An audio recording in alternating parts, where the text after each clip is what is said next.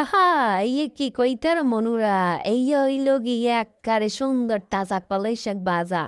এই যে লইয়ে লইলাম টাটকা টাটকা কলরিয়া সুন্দর করে যে ধুইয়া একটা থালের উপরে লইয়া বডি একখান লইয়া কুচি কুচি কুচি কুচি করে কাটমু। একবারে কুচাইয়া এরপর লইয়া লইলাম পিঁয়াজ আর রসুন, এরপর শুকনো মরিচ কয়টা টাইলে একবারে গুঁড়ি হইতে গরম তেলের মধ্যে পিঁয়াজ কয়টা দিয়ে সুন্দর করে একেবারে বাজে লমু, বাজতে বাজতে একেবারে বাজ্যটা যে একেবারে সুন্দর করে একেবারে বাদামি কালার বানাইলাম। বাদামি কালার হয়ে যাওয়ার পর এই যে কড়াইয়ের মধ্যে সুন্দর একেবারে কলাই শাক কয়টা দিয়ে দিন।